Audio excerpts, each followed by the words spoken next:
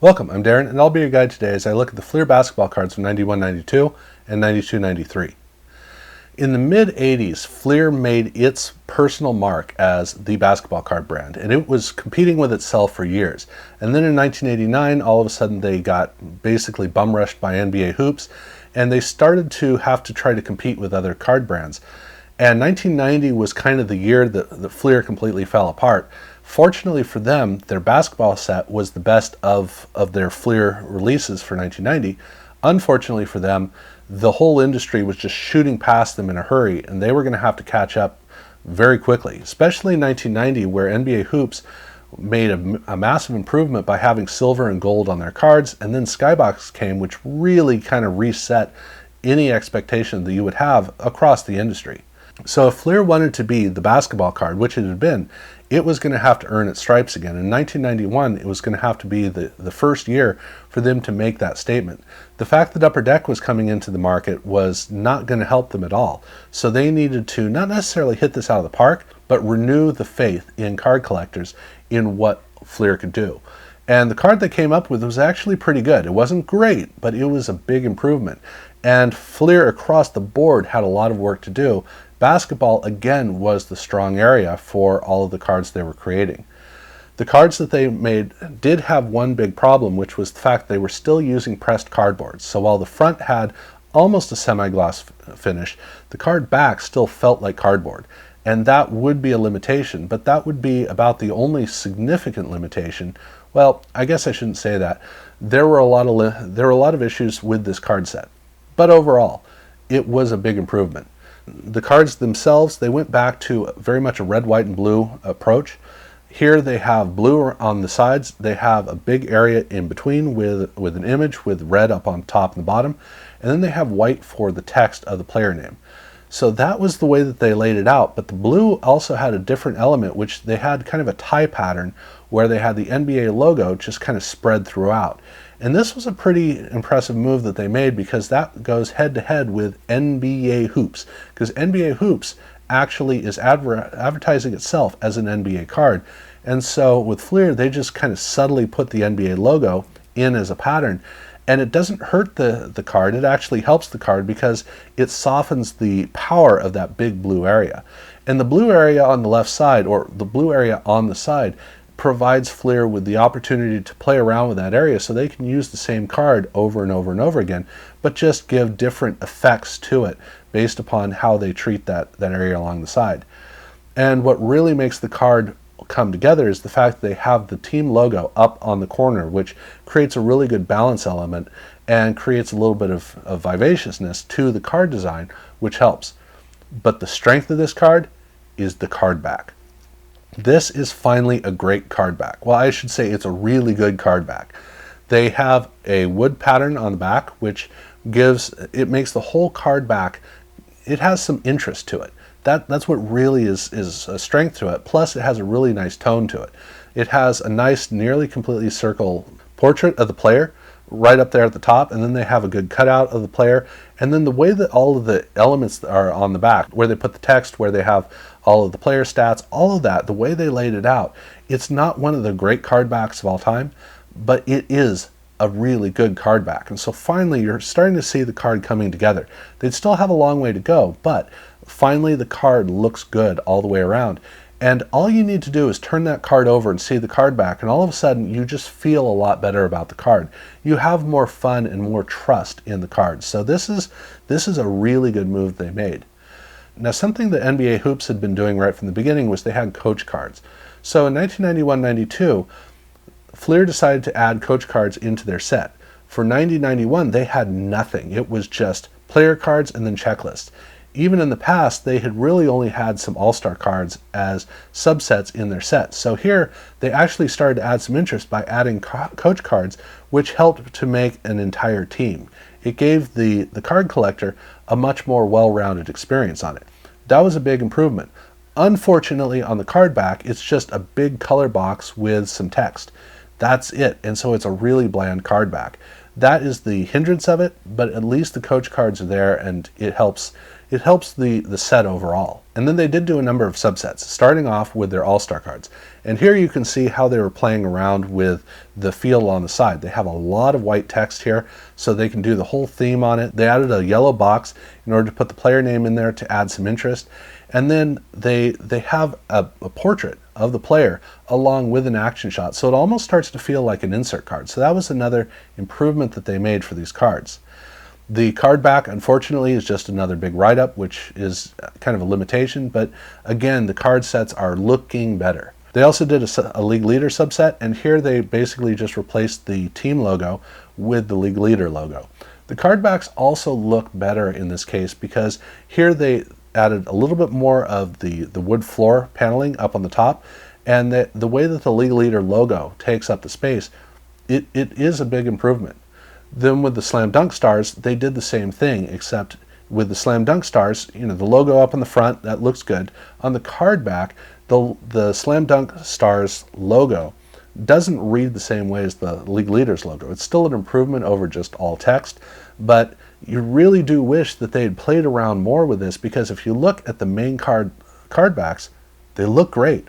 All these others look pretty lousy. And they also had an All-Star Game subset in their Series 2. So they had two series, and in Series 2 they had the All-Star Games, which it's actually pretty cool that they have shots from the All-Star Games proper.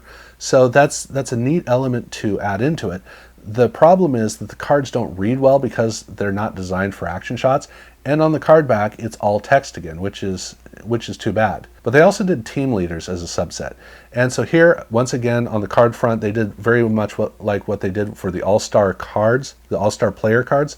On the card back, it looks a lot better because you can see, again, they have more of the paneling up at the top, and they've actually started to do something at the top with the team leaders and all that, the way that it looks, where you're looking on, okay, see, now I can see that you know how to make a card back for something that's not the main player card. I wish that you'd done it some more. But overall, this was a big improvement. So for Fleer, it wasn't like they had earned all their stripes, but you could see they were making serious improvement. They were playing around, they were exploring some things, they were starting to get this card design element down in terms of they were making the progress they needed to, and you wanted to see what they were going to do in 92, 93. But the inserts, that was really where Fleer was starting to cut its teeth, and they were starting to have some fun with it. And the first set was Rookie Sensations. In this case, it's an improvement over the previous year, but not too much of one because it was still kind of busy. They were trying to do a lot of stuff. They had a nice color fade in it, but it's kind of hidden by all of the chaos that they were doing. Overall, it is an improvement. Overall, it's not a bad card. It just doesn't stand out. That's really the problem that it has. And the card back, it looks more like an insert to something, maybe something you cut out. It's with the inserts where the card surface, the back surface that is just cardboard, where that really stands out and really holds it back. So these should be great cards. They didn't design well enough on the card front, and on the card back, even though the card back was bland, it's really held back by the cardstock. Now they did do a set of cards looking at Dominique Wilkins' career, and we would eventually know these as career highlights. Here in the kickoff of this insert theme, they have, it's an interesting pattern they have on the front. It's actually kind of cool, but again, it doesn't really stand out too well. But it is 12 cards about Dominique Wilkins, and they do not have wrapper sendaways. They would eventually do that, but here at this point, they didn't do wrapper sendaways for him. And in Series 2, they did something really special where they did a card set of Dikembe Mutombo. Now, Dikembe Mutombo was a rookie, so they were basically kicking off his career, basically celebrating the player who was supposed to be the star player of the rookie class. He was a good player, he just wasn't a superstar, but at least they were able to do the career highlights set of him. And in both the case of Nick and with Dikembe Mutombo, these cards do also come with autographed versions straight out of the packs. But they also had a couple of other insert cards, and the first one was Schoolyard Star, or the next one was Schoolyard Stars. And this really does look like it comes out of a magazine. It looks like it comes out of a kids magazine, Sports Illustrated Kids or something like that. It's almost distracting in a way to realize that these were actually out of the pack professional insert cards. They're cool in a way, but they're cool in kind of the reminiscence of when you were a kid, because that's what these cards were designed for. They were designed for kids. The fact they came out of regular packs is just kind of weird. And again, the cardboard back doesn't do it any favors. Fortunately, the last insert set that they did, Provision, these actually do look pretty good. Now the white border I'm kind of hung up on because it looks pretty decent, but you kind of got to work at appreciating the white border. I like it better when it's not a white border, but the white border does have a clean look. And on the card back, you can see that, look, they really do know how to make a card back if they take the time. This is a pretty decent card set. It's just it's just held back enough because they weren't quite at the point they were going to need to get to, and they were going to need to get there fast because, like I said, they were competing with Hoops and Skybox and now with Upper Deck. So they were going to have to make a big update. But there is one other version of these cards, or one other thing to talk about with these cards, which is that with Tony's Pizza did a special deal with a promo deal with Fleer. So they released the Fleer cards also with Tony's Pizza with an S number on the card back. That's the way that you can tell the difference. So if you run into these cards and you look on the back and the number is S dash, that is the Tony's Pizza version of these cards. So it's not the full set, but the cards do come in that Tony's Pizza version. And promo cards were a big thing with basketball at the time, because for basketball, they were still trying to earn their stripes. They were still trying to prove themselves to the market and to introduce themselves. And that's why all the cards were released in smaller numbers, why they didn't have all that many brands. And so for sets like this with Tony's Pizza, this was actually a fairly common thing that was being done at the time. So that is the other thing to talk about with the 91-92 set. Otherwise, we're looking at 92-93. What's coming up here? How are they going to step up and really earn their place in the market? And they pulled it off. Boy, did they pull it off. First off, the card stock is a full modern professional card stock, semi-gloss on both sides. So it works well. It's not high gloss, so these cards don't stick together, but they do have enough of a sheen that they really do look professional, and they feel professional. That is a great move. At this point, they had actually moved even beyond tops, because 92-93 was a pressure year for them, not only to earn their stripes against everything else around them, but tops came in with a flurry. And when tops came in, they still came in with the cardboard. So here Fleer was already able to step beyond tops and make it very clear, no, they are a professional card company, and they're here to play. And on top of that, they also looked to 90-91 NBA Hoops and, more importantly, Skybox, and they had a gold border around the outside. That gold border added a wonderful richness to these cards that made them carry beautifully. So the moment you look at it, the cards look great. I mean, great, really great. And they had kind of a 3D quality on the side where they had these two leather print strips where they had the player name in it. And down at the bottom they had the logo. The way the whole combination of this card worked is fantastic. I wish that the card image read really well because it tended to get kind of buried under everything else, but it didn't matter because this card was a celebration. And the card back also looks great. I mean, really, it looks great. It's not one of the all-time great card backs, but it still looks great. It has a nice leather basketball print for the card back.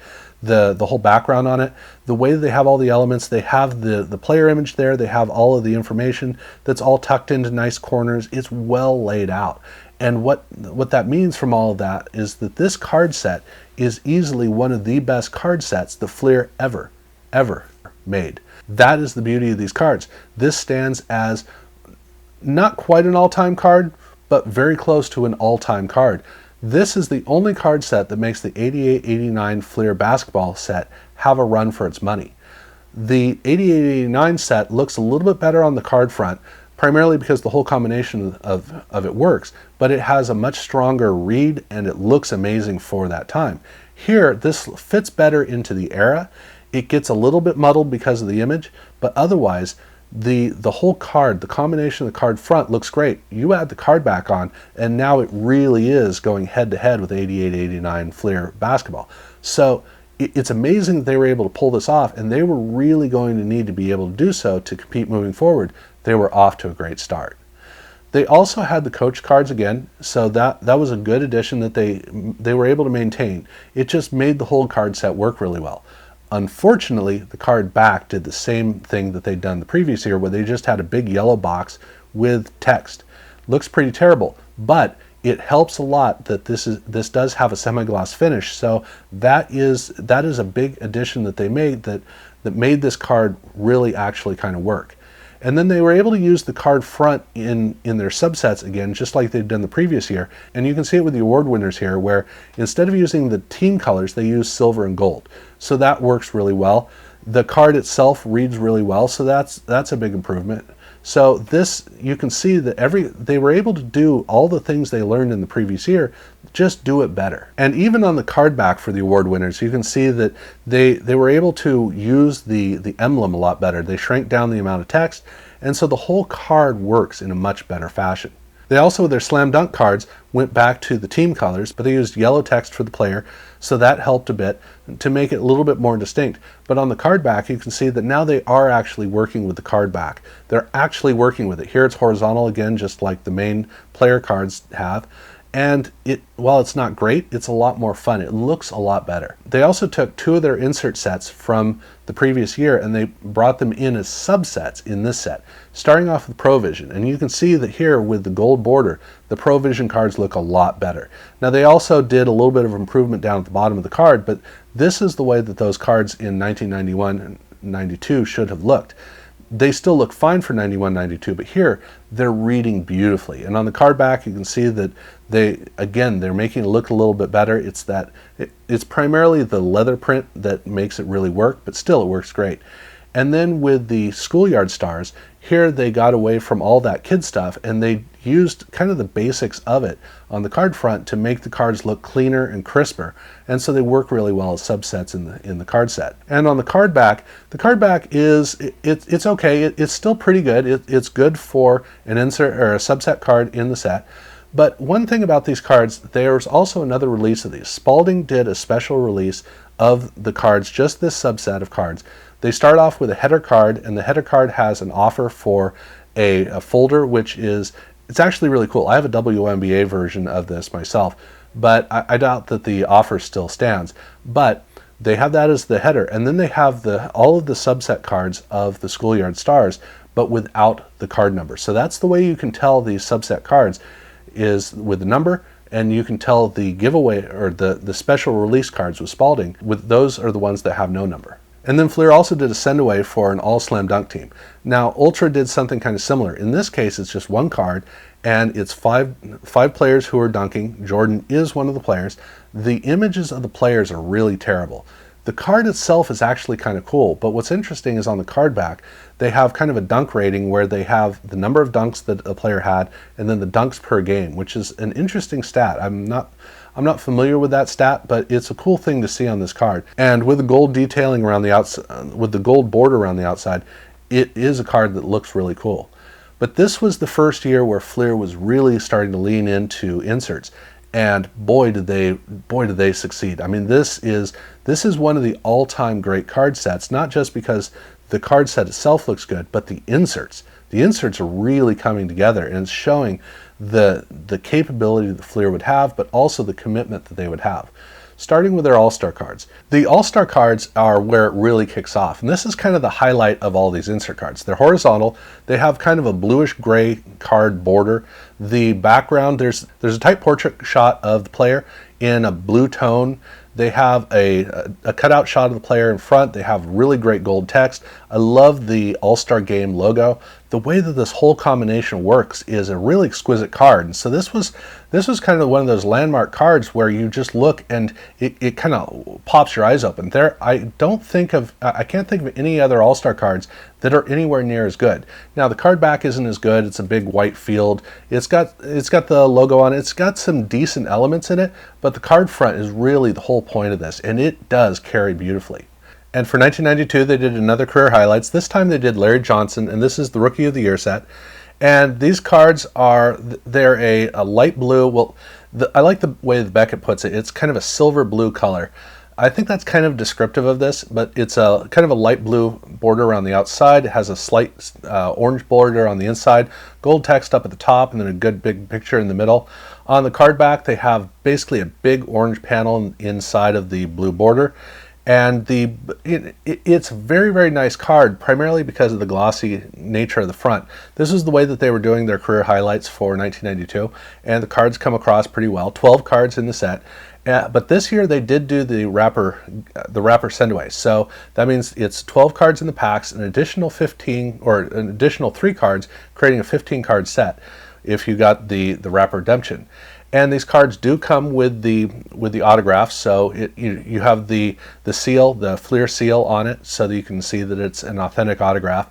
But something really interesting about these cards is the fact that they actually come in 2 different forms. Now, the main cards in the set have basically just a straightforward blue color around the outside.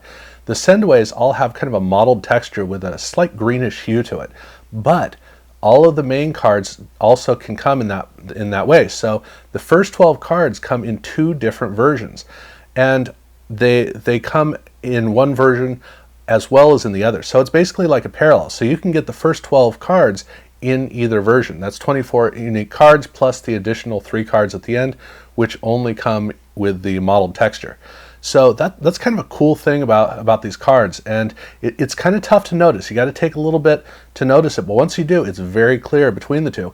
And even on the card back, the card back is a little darker, a little richer on the mottled card rather than on the regular one, which is a lot brighter and more of a true orange. They also made a big improvement on the rookie sensations. Not that that was hard, but here it's in a way almost like Skybox. It has kind of a 3D team logo in the back. It has a really great purple to white fade on the card front. The player stands out well enough. It reads beautifully across the board. So this is one of those really great card sets, a really great card rookie. Well, it's not a rookie card. It's looking back to the previous year's rookies, but they look really beautiful regardless. They also had a set called Sharpshooters, and this card has a bit of a nod to the Schoolyard Stars cards. It has a really nice design to it. It has a good silver border, not a bright silver, but a silver border. It has some interesting elements on the card front, the way that everything is balanced. I love the Sharpshooters logo. Great combination. On the card back, it's a little bit lacking. It's not quite as energetic. It's not quite as adventurous, but it's still okay. Then they have their team leaders cards, and this is almost like the original Rookie Sensations cards. They look really nice though because everything is really formal. They have some gold detailing. It has the semi-gloss finish. It has the quality of the card. The pictures are great. These pictures really do look fantastic. So this is the star of each one of the teams. It really is a great set. The card backs also look pretty decent. They have a nice image of the player on the back, the way that everything's balanced. You can see that this does show that they can, if they take the time, they can make some really good card backs. So overall, this is a card that works really well. Then they have Total D, and Total D is kind of an interesting card because the card front I absolutely love. They're playing some tricks. They have a D in the middle of the image, and so everything outside of the D is black and white. Everything inside is color, except the player stretches out of the D. It still maintains the color. It has really good quality how all that works. It has a great black border. The card back is really not as good, but this is a really beautiful card. So it's a wonderful little complement to the set. It's a small set. It's a rare set. It's a tough one to get. But these insert cards really showed Fleer pretty much at the top of its game. They're great insert cards. And the story, again, doesn't finish just with those insert cards because, again, they had some promo stuff that they were doing. And it starts off with, again, Tony's Pizza. They did do re-releases of cards with Tony's Pizza. In this case, the Tony's Pizza cards actually don't have card numbers. So that's really the way that you can tell them. But they also did another set of cards that were released, this time with Drakes. And in this case, they do have card numbers, they're just different card numbers. So you're going to run into some cards where the card number is just off. Well, that's the Drakes card. So in this case, the Tony's Pizza card has no number. The Drakes cards do, they just have different numbers. But that was what they did for the 92-93 set. So it's interesting to look at. You look at the 90-91 set, it was quite primitive. You look at 91-92, they were working on it, and 92-93, they hit it. They were at their stride, And unfortunately, they wouldn't carry. They'd start playing tricks in the years moving ahead, and they would return to remembering that, oh yeah, at the end of the day, they're Fleer. But for this golden moment, you really get to see the Fleer brand at its height, and it was a glorious height that they would have. So I'm going to look at 93, 94, and on. I'm going to look at that later. It's kind of its own story. But for this time, it was a really formative time. Beautiful cards, some great stuff.